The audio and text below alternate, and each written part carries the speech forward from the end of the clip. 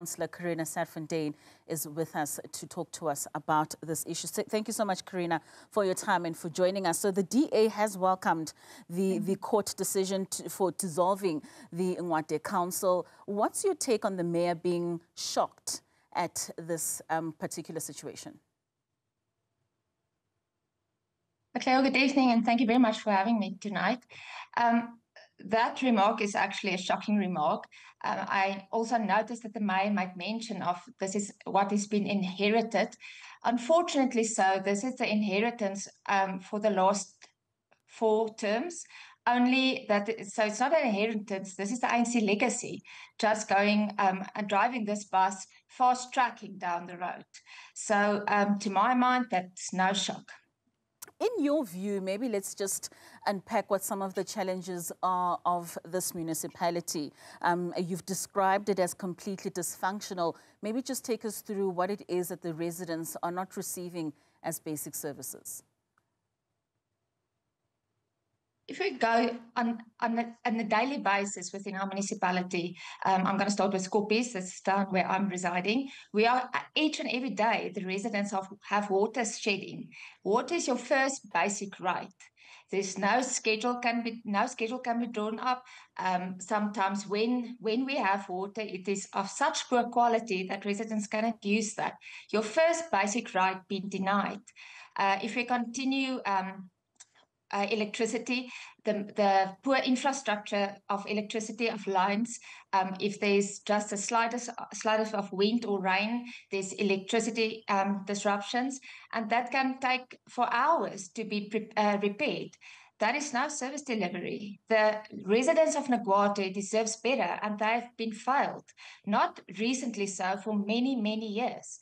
Katlea, we must put this very clear. Putting a municipality under administration is not a magic wand, especially when it is the same ANC cadres that needs to rectify this.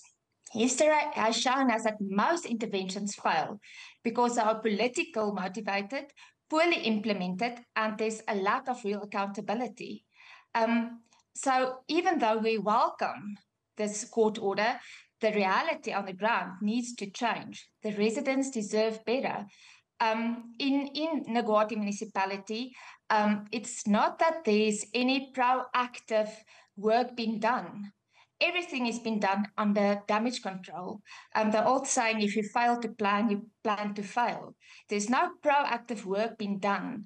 Something needs to be broken down totally so, then action might be taken. Karina, maybe just paint a picture for us in terms of the state of impoverishment, especially of the Ngwate municipality. Do you think the collection rate is at a place where they're able to run the municipality in the way that it should? The mayor spoke, like you also said, of an inherited debt. She spoke about a payment to Eskom of over R500,000 rands on every single day in order for them to be able to cover for that 1.7 billion. Just maybe explain to us the dynamics of that municipality with regards to collection rates. Thank you. That is a very important question. I want to reiterate what the Treasury findings also was stated very clear. The revenue increase were wildly overstated in our last budget, including a 601% jump in property rates and electricity revenues. Despite the decline in actual collections, the budget assumes a 60% collection rate, while 50% is realistically being achieved, proving that this municipality's surplus was fictional. Only 4% allocated for infrastructure, half the national benchmark of 8%. Yet again, our infrastructure are collapsing, aging, but they only budgeted 4%. Treasury recalculated figures revealing 49.9 million cash shortfall and a 1.49 billion deficit, not the 544 million surplus that was claimed by the ANC-led administration. So, just shortly so, our municipality is dysfunctional. We cannot serve the residents of Ngwate, and they are suffering on a daily basis due to this maladministration. And what do you think is the reason for overstating this collection rate of 60% as opposed to what is actually achieved at 50%? Well, that is now a very interesting debate by itself, because this budget was presented to the council as a funded budget, which it never was. So the reason why this had been this way, well, yeah, I hope we will know the answers in time, but it was never a funded budget, and that is exactly why the DA immediately voted against this budget. It was in no way achievable and realistic. And I can just maybe add to that. Sure. We wanted to be answered on that. Why was the budget presented to council and the public as a fully funded, and it was clearly not? Who was responsible for this budget and actually misleading the councillors and the broader community?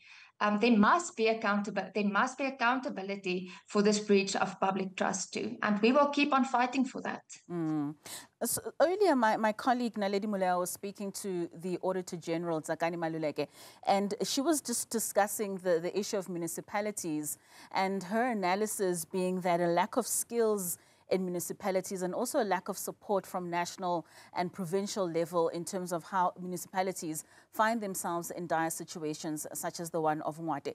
Do you think that these have been contributors to the situation that we're currently looking at for now this dissolution of the municipality?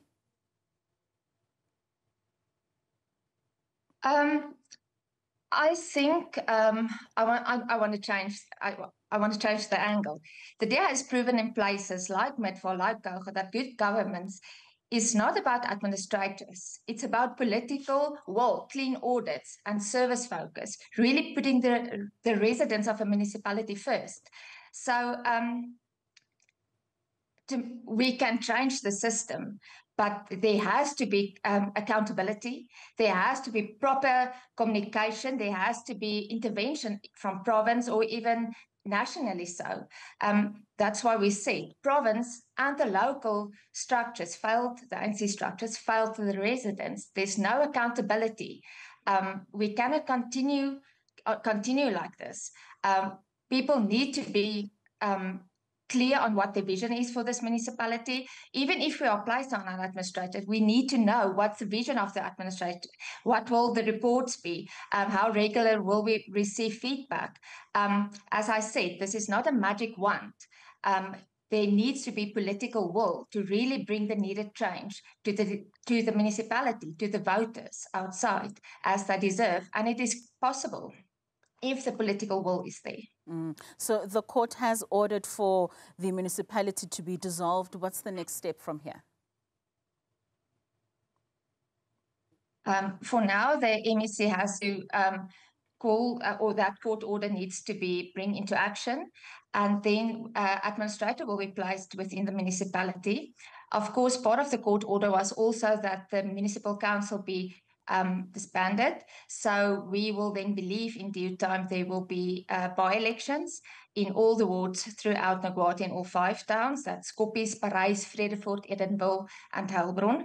And hopefully that by-elections will, I truly hope that the voters and the residents will then give the DA the opportunity and vote wisely so that we can bring the needed change, like we have already proven in municipalities where we do govern.